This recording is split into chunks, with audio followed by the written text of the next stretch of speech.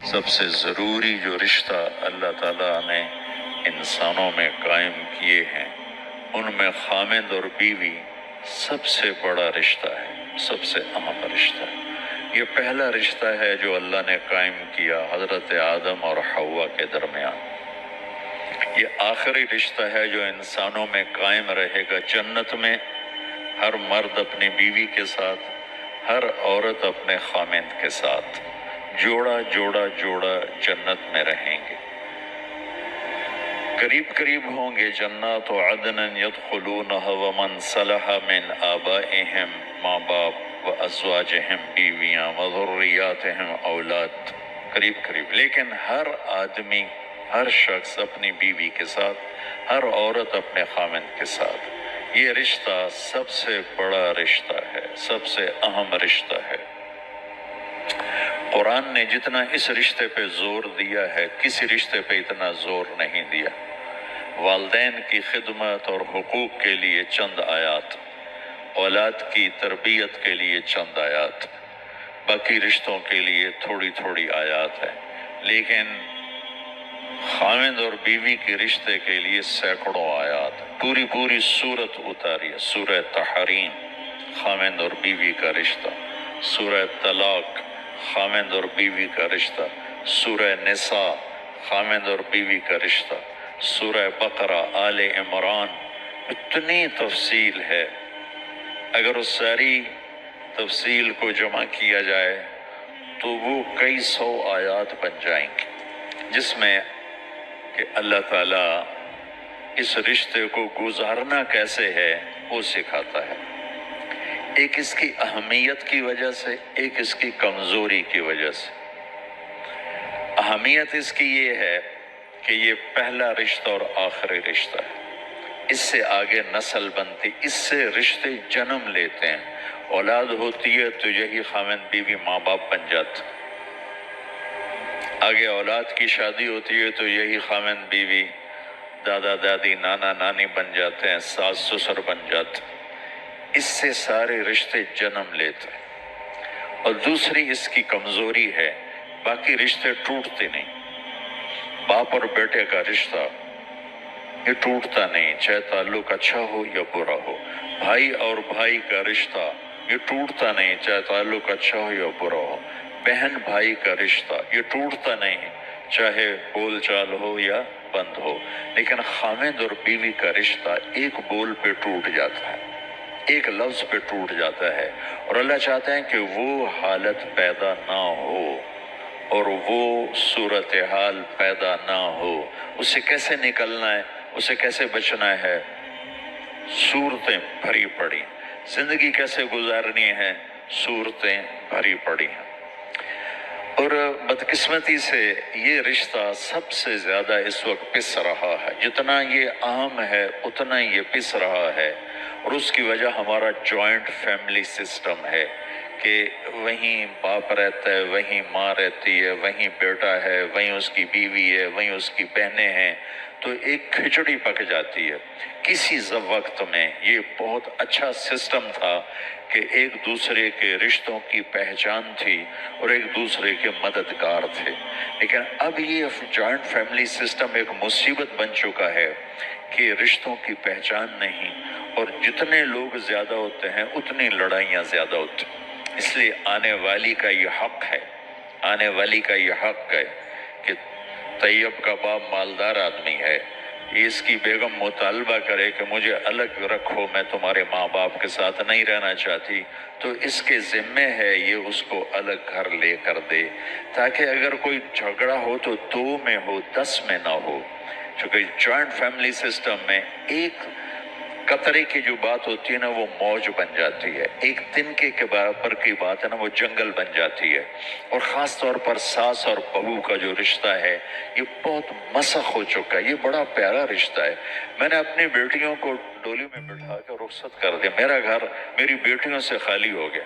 اب میں کسی کی بیٹی کو لے کے آ رہا ہوں یا آ رہی ہوں، میں اسے اپنی بیٹی بنا لوں، یہ آنے والی اسے اپنی ماں بنا لے، تو یہ کتنا خوبصورت رشتہ ہے۔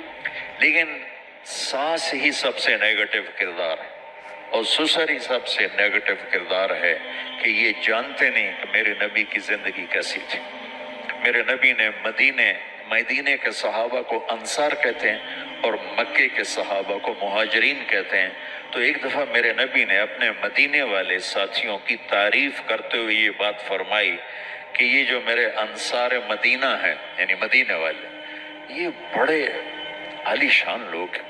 آپ نے ان کی سنو کس بات پہ تعریف کی، تہجد پہ نہیں، نماز پہ نہیں، جہاد پہ نہیں، تبلیغ پہ نہیں، ذکر پہ نہیں، تلاوت پہ نہیں، کہ یہ جو مدینے والے میرے صحابہ ہیں یہ بڑے زبردست لوگ ہیں۔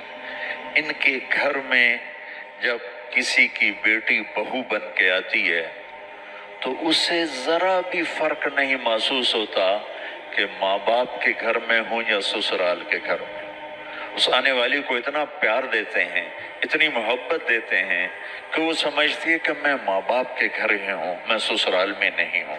لیکن ہمارے آج کے ماحول میں سسرال آنے والی بیٹی بچی کے لیے ایک جہنم بن جاتا ہے، جہنم۔ تانے، بولیاں، طنز، تنقیدیں، اور اس میں ایک بڑی وجہ ہے، بچہ ماں پروان چڑھاتی، اللہ اس سے زندگی دیتا ہے، اس کی گود میں پلتے پلتے بڑا ہوتا۔ جب اس کی شادی ہوتی ہے اس کی محبت کا بہاؤ بیوی کی طرف ہو جاتا ہے۔ یہ طبیعی چیز ہے، فطری چیز۔ وہ اپنی بیوی کو زیادہ توجہ دیتا ہے، ٹائم دیتا ہے، تو اس کی ماں میں حسد پیدا ہو جاتا۔ وہ اس حسد کو پھر اپنی بہو کو تنگ کر کے نکالتا، کبھی بیٹے کے کان بھرے گی، کبھی اس کی بےزتی کرے گی، کبھی اس کو تانے دے گی، کبھی کسی قسم کے تانے دے گی۔ اس کے پیچھے کوئی جھگڑا تھوڑا ہے، اسی نے اس کی اولاد کا، اگلی نسل کا اس نے ماں بننا ہے، اور اس آنے والی نے اس کی جگہ سنبھالنی ہے۔ اگر ترتیب کے مدے سے اللہ نے رکھا ہے کہ بھی بڑا پہلے جاتا ہے، چھوٹا بعد میں جاتا ہے، وہ یہ سمجھتی ہے کہ یہ میرے گھر کی وارث ہے، پھر اس کو ذلیل کرتی ہے لاشعوری حسد کی وجہ سے۔ اس کی بہنوں کا رویہ بدل جاتا ہے، اس کے والد کا رویہ بدل جاتا ہے، وہ اس لاشعوری حسد کی وجہ سے۔ اس لیے اللہ تعالیٰ نے عربوں کا بھلا کرے، ان کی ثقافت ہے جب تک لڑکا الگ گھر نہیں بنائے گا شادی نہیں کر سکتا، چاہے کرائے پہ لے چاہے اپنا لے، الگ ایک کمرے کا گھر ہو لیکن الگ ہو تب اس کی شادی ہوگی، ورنہ شادی نہیں ہوگی۔ ان کی کھچڑی نہیں بنی ہوئی، ان کی لڑائیاں ایسے نہیں ہوتی ہیں جیسے ہماری سارا دن۔ ایک لڑکا لڑکی آپس میں الجھ گئے، چھوٹا مسئلہ ہے، لیکن ساتھ ماں بھی الجھ گئی، باپ بھی الجھ گیا، بہنیں بھی الجھ گئی، چاچے بھی آ گئے، مامے بھی آ گئے، دادے بھی آ گئے، نانے بھی آ گئے، اتنے تو سوٹے چل گئے۔ اگر یہ اس کو گھر لے کے نہیں دے سکتا تو اس کے ذمہ ہے اس کو کرائے پر لے کر دے۔ اس کی بھی ہمت نہیں ہے تو گھر میں ایک پورشن الگ کر دے، اس کا کچن بھی الگ ہو، اس کا رہنا بھی الگ ہو، تاکہ اس میں کسی کا دخل نہ ہو۔ وہ اور اس کا خامد اور اس کی بیوی اپنی زندگی شروع کریں۔ وہ اتنے بھی نہیں رکھتا ہمت، سارے ایک جیسے نہیں ہوتے۔ ایک کمرہ، ایک کچن، ایک ٹوائلٹ، یہ آنے والی لڑکی کا حق واجب ہے، یہ حق واجب۔ مشترکہ کچن ہوگا تو لڑائیاں ہوں گی، مشترکہ واش روم ہوں گے تو لڑائیاں ہوں گی۔ اور اگر یہ اس کی بھی ہمت نہیں رکھتا کہ کمرہ بھی نہیں الگ کر سکتا، واش روم نہیں دے سکتا، کچن نہیں دے سکتا، تو پھر یہ شادی نہ کرے، روزے رکھے تھے تسبیح پڑھے، کسی دینوں برباد نہ کرے۔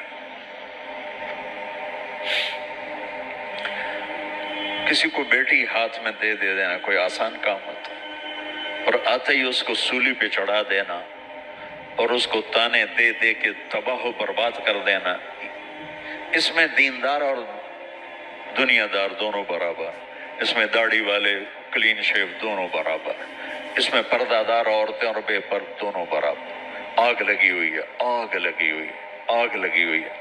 بھائیو، اپنے رشتوں کو آباد کرو میرے نبی والے اخلاق کے ساتھ۔ رشتوں کو آباد رکھنا ہے تو صرف ایک چیز چاہیے، صرف ایک چیز، صرف ایک چیز، صرف ایک چیز سے ہر رشتہ آباد ہو جائے گا، وہ ہے ایک دوسرے کو برداشت۔